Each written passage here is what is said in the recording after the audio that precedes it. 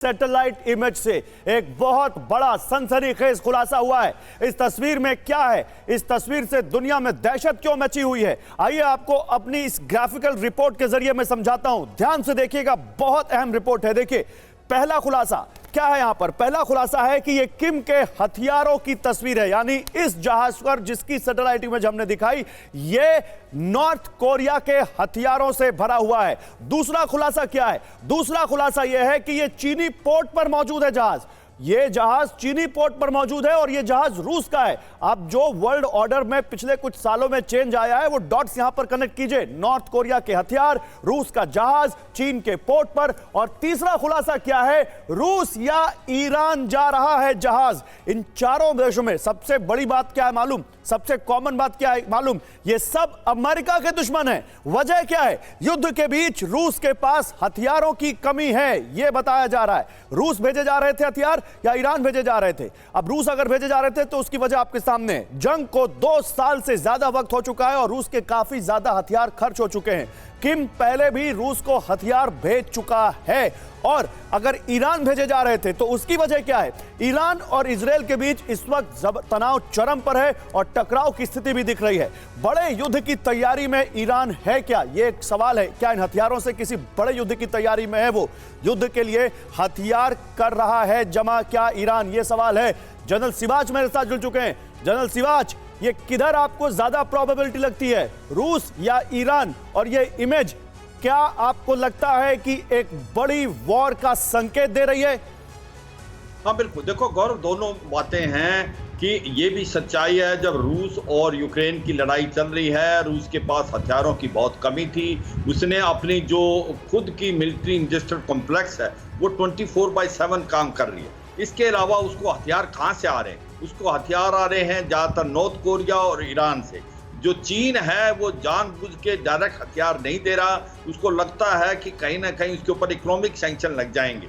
मगर north Korea से बहुत ज़्यादा हथियार दिए गए हैं रूस को, और इसी प्रकार से ईरान से जो शाही ड्रोन्स हैं वो भी रूस के पास आए हैं। इसीलिए रूस के पास हथियारों की कमी नहीं हुई और रूस जो हावी हो रहा है यूक्रेन पे। मगर यह भी सच है कि जो अब इजराइल और ईरान के बीच में मुठभेड़ होने की चांसेस थे, तो ईरान को भी हथियार दिए जा रहे हैं। और ये देखो, बहुत ही स्ट्रेंज चीज है कि क्योंकि ये जो हथियार नॉर्थ कोरिया के हैं और ये जहाज रशियन है और ये चाइना के पोर्ट पे, क्योंकि चाइना डायरेक्ट इन्वॉल्व नहीं होना चाहता मगर वो अपने पोर्ट का इस्तेमाल करता है। ये ईरान में जाएंगे, मैं ये मानता हूँ, जिबूती में, और फिर ये ईरान के पास जाने ही जाने।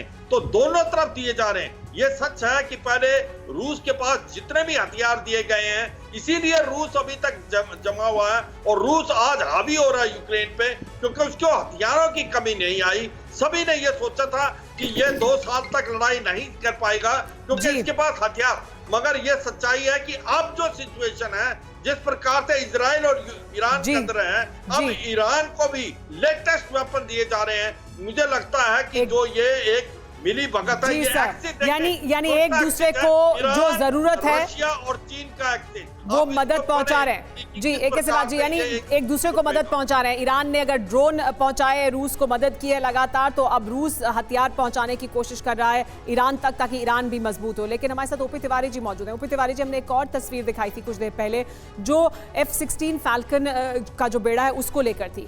अमेरिकी सेंट्रल कमांड की तरफ से कहा गया कि हमने इसे गुप्त लोकेशन पर रखा है। क्यों ज़रूरत है अमेरिका को F-16 फैल्कन के बेड़े की, और कहां पर रख सकते हैं वो इसको, क्योंकि इसके अलावा भी तमाम बेस हैं जहां पर मौजूद है अमेरिका के जहाज। तो क्यों ये किया उन्होंने और क्या इसके संकेत? सायरा, देखो, इस तरीके जो वॉर चल रही है इसमें एयरक्राफ्ट का इंपॉर्टेंस काफ़ी ज़्यादा है, पर्टिकुलरली F-16 का। लेकिन जो F-16, कई तरह के F-16 है। अमेरिकन F-16 अलग स्ट्रांग है, दूसरे F-16 जो ये किसी और कंट्री को देते हैं उनमें उतनी क्षमता नहीं है जितनी उनकी वाली। जिस तरह डिप्लॉय किया गया है, ये सिचुएशन देखिए ईरान एंड इजराइल। अभी इजराइल ने जो रिटेलिएट किया था, ईरान के न्यूक्लियर बेस के पास जो एयर डिफेंस था उसको डिस्ट्रॉय कर दिया। लेकिन ईरान ने उसको डाउन प्ले करके अपना एक दूसरा रडार ओवरनाइट डिस्प्ले कर दिया। ही शोड मैच्योरिटी, ताकि फर्दर एक्सकलेशन ना हो। इस तरीके से मूवमेंट जो है, अभी फिलहाल जो डर जो है ईरान और इराक में सबसे ज़्यादा जो डर है उनको कतार को है, सऊदी को है और जॉर्डन को है। ये जो देश हैं जो अच्छे प्रॉस्परस हैं, रईस हैं, यहाँ की जनता नहीं चाहती है कि हमारे यहाँ बाहर के लोग आके कन्फ्यूजन करें और पैलेस्टीनियंस हो या किसी तरह के भी आतंकवादी ऑर्गेनाइजेशन है वो कोई फ्लरिश कर सके। तीन सबों को सप्रेस, लाइक सऊदी अरेबिया को सबसे डर रहे यमन से, यूती वो हमेशा इससे परेशान करते रहते हैं। यूती में जो दो सरकार चल रही है यूतियों की, और उसकी तो परेशानी है। यही परेशानी जॉर्डन का भी डर है कि उसका एयर स्पेस कब तक वॉयलेट करेगा ईरान। इस सब को काउंटर करने के लिए F-16 की डिप्लॉयमेंट एक बहुत महत्वपूर्ण कदम है, इंपॉर्टेंट कदम है। एक तरफ अमेरिका या अमेरिका के सहयोगी हवा में अपने आप को मजबूत कर रहे हैं, तो कैसे समंदर के रास्ते उसके विरोधी और उसके दुश्मन यहाँ पर एक नया प्लॉट रच रहे हैं। एक प्लॉट उनका नया दिख रहा है, ये साफ दिख रहा है। ये बहुत ज्यादा जो वर्ल्ड ऑर्डर है कॉम्प्लेक्स होता हुआ और दो धड़ों में बंटता हुआ।